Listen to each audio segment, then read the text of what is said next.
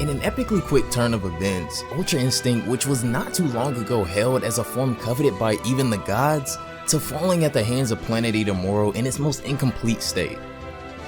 The post-Dragon Ball Super anime timeline has been anything but calm, ravaged with defeat for Goku and Vegeta, causing them to not only retreat, but they were forced into last-minute training to be able to even stand any type of chance against the impending danger. Now that Vegeta has finally arrived, however, a weakened Goku looks to sit back and see just what Vegeta is hiding behind that typical Super Saiyan Blue form as he charges Moro. There will be no more interference from the angels this time, as Whis, who had previously used time manipulation to help the mortals, warned Mirrors of further biased engagement. In another timeline, however, the gods prove that their involvement spans across many ambiguous reasonings. Super Dragon Ball Heroes has returned after the recent episode having showcased the beginning of the long-awaited rematch between Goku and Beerus after the remaining gods of destruction travel to Universe 7 in order to stop a premonition before it can come true. Beerus, being responsible for his native universe, opts to handle it on his own as the apocalyptic bird he thought he had envisioned was being guarded by the Time Patrol. As awaited as it was, however, the battle was ultimately cut short by the intrusion of some sort of plague across the Earth in Universe 7. Beerus is the only one that can slow the spread of this parasite, whatever it is, from destroying the universe, but while he's occupied doing that, the Time Patrol must find whoever's responsible for such a thing, although the time for Fu to emerge from the shadows is finally nearing. Super Dragon Ball Heroes, while non-canon to the original Super timeline, takes place post-Tournament of Power as Goku was taken away shortly afterwards by the Grand Priest, and since then, things have developed into a full-scale interdimensional war with Universe 7 and the counterparts of the main timelines, Goku and Vegeta. Keep in mind, guys, that this is a promotional anime for the arcade game itself. If you guys do want to check out Super Dragon Ball Heroes anime for yourselves, there are a ton of YouTube channels that upload the raw episodes, so be sure to go have a look around on here, and as always, the link to the video that I personally use will be down below. Before the video does get started, I want to say that I really appreciate all of you for all of the just massive love and support you guys have been showing lately. It's just been really insane. If you haven't already and do want to be a part of this ever-growing community we have here, be sure to have those notifications turned on to never miss an upload. And if you are enjoying the Dragon Ball content, consider leaving a like on this video as well. Don't forget to follow on both Twitch and Twitter to stay up with me and all anime-related content. But without further ado,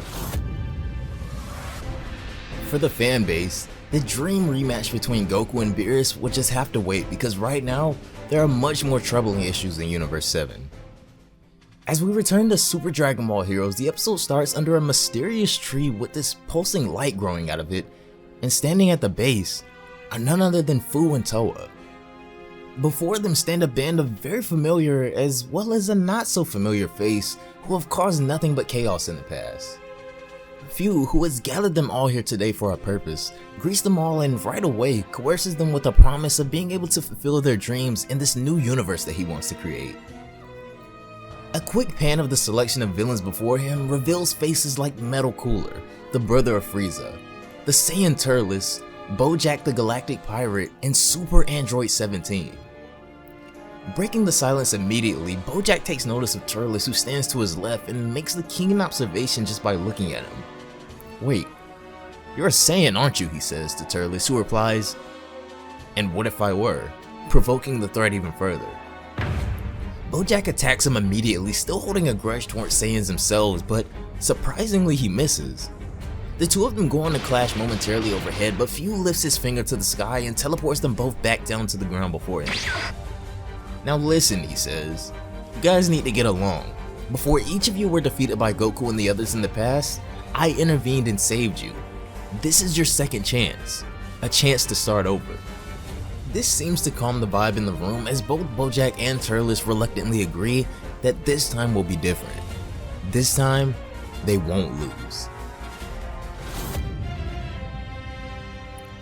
Back in the lower realm, the Time Patrollers are busy looking for any sign of Fu, who should be nearby as Toki leads them to believe.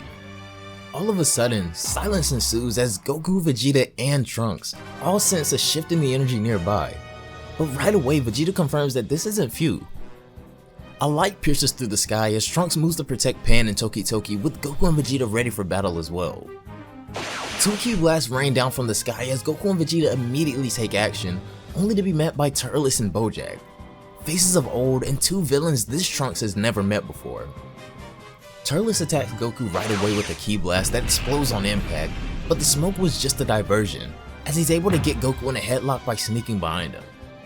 Bojack goes in attempting to take Goku out first, but Vegeta intervenes immediately, blasting him away. He demands to know how and why they came back, to which Bojack refuses, and then the Space Bandit raises his power to mysterious levels nowhere near akin to his own power. Vegeta responds by transforming into Super Saiyan Blue, followed by Goku, who finally breaks his grip from Turles. Unfortunately, Turles says that they've already been briefed on this transformation, so this power has come as no surprise to them in how effective it's said to be. Turles begins to harness the full power of the fruit from the Tree of Might, as he says that it shall push him even higher than Goku.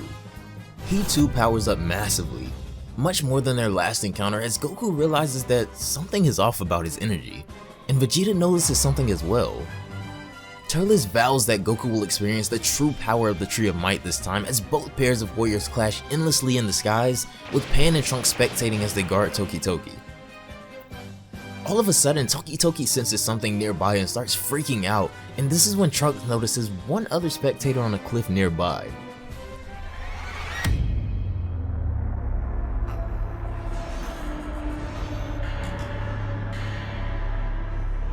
Fu has finally arrived on the battlefield, accompanied with the apocalyptic bird the gods have been searching for, Dogi Dogi. At first, the combatants don't realize that Fu has entered the battle, but mid-clash, he showcases his powers by teleporting Goku and Vegeta into disadvantageous positions. Now that he's entered this battle, there's no telling what sort of weird abilities, in addition to this porting move that he'll use, that could be problematic for Goku and Vegeta.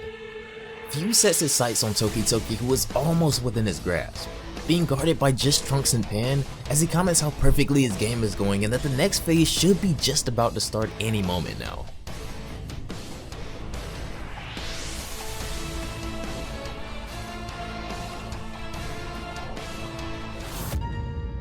Down in the fiery pits of Purgatory burns rivers of lava for miles, as we strangely find Xeno, Goku, and Vegeta here in a seemingly planned meeting. Across from them stands a very odd-looking aged man who wastes no time showing his disdain for Saiyans. This strange man seems to be the one who summoned them here on behalf of Fu in order to keep them occupied for the time being. With odd robotic-like qualities, this man, who seems to resemble an android almost, raises his cleaver in preparation for battle with the two Saiyans, but what weird techniques do all of these villains who have been powered up by Fu possess as they wage an all-out attack on the Earth and Universe 7?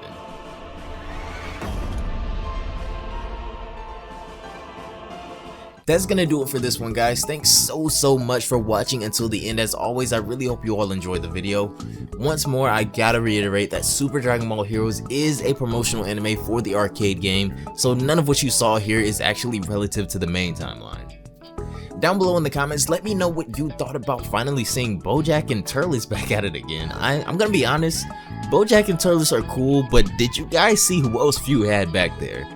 The next episode will hopefully have some Super 17 action. I feel like he'll probably end up in Purgatory or something fighting Xeno, Goku, and Vegeta, and if he's been powered up by Fu, then they'll definitely need to fight together in order to beat him, but we'll just have to wait and see.